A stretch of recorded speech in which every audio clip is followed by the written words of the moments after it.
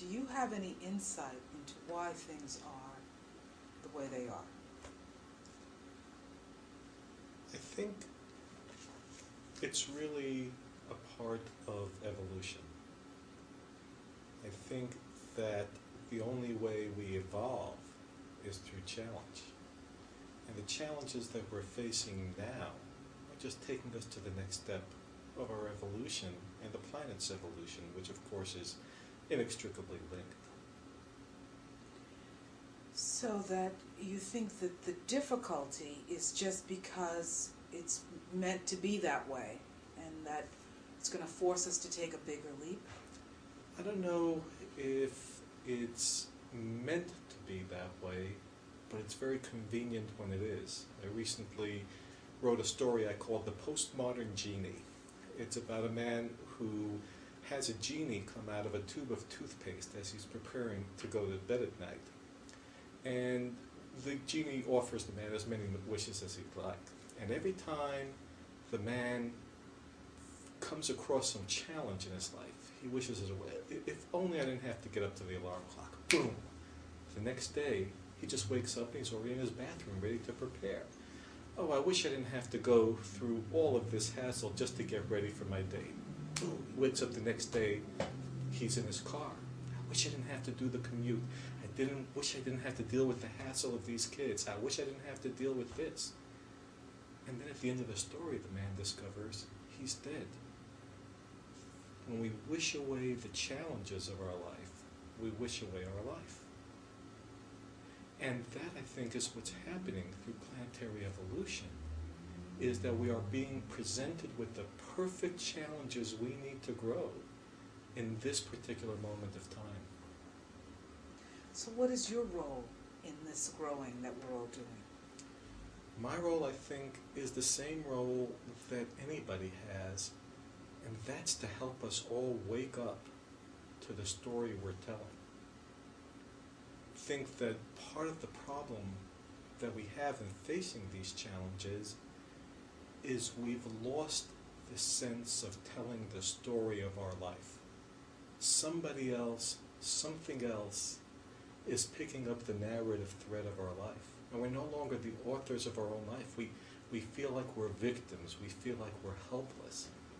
And all that's necessary is to wake up to the fact that you are telling the story of your life. And like any story, it's got compelling aspects of it. What about your life is compelling? Is I think what we have to wake up to. It's connotative. And so that means it stands for something more than itself. Just like you hear a story, and you know that Little Red Riding Hood isn't really about a little girl who goes through the forest. It's about rites of passage.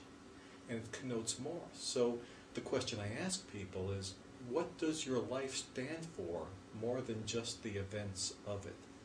And the third aspect is that it's challenging. If we had a story that says, somebody woke up in the morning, went through their day with no challenges at all, and went to bed at night, I have a sneaking suspicion it's not going to be a bestseller. The question then is, what are the challenges that you are uniquely capable of meeting? And if we all did that, it's like the old adage of if everybody swept their own doorstep, we'd have a clean world. If we all wake up to the compelling nature of our own story, to what it connotes, and to the challenges we are uniquely capable of handling, then we would deal with the world's challenges with no problem at all and just move into the next state of the evolution of the planet.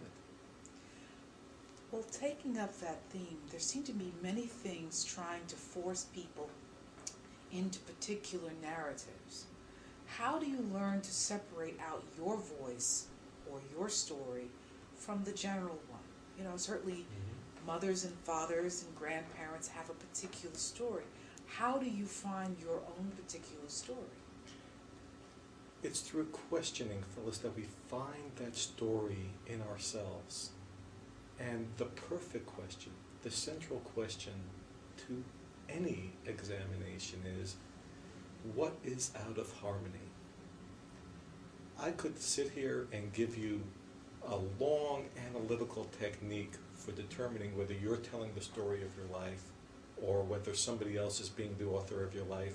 Religion, government, society, corporate bosses. We could examine how to do that. But the real essence is, does your life feel right or not? Do you feel in a state of harmony? Now, harmony doesn't mean there's no challenges. It means that you're facing the perfect challenges that you are capable of facing. But then it feels right. Even when we're facing challenges, even when we're struggling, even when we're being the hero of our own story, it feels right. And you know what? We always know when it feels wrong. Socrates used to talk about this diamond that was inside him. And a diamond means a divine spirit. And it was very, very obstinate. It would never tell him the right thing to do, but it would always tell him when he was doing something wrong. We have that voice inside each of us. The question is, are we listening to it? And if we just wake up to that and ask ourselves, does it feel right? Am I in harmony? Then we'll know whether we're telling the story of our lives or someone else is. Because when we're telling the story of our lives, we always feel in that zone.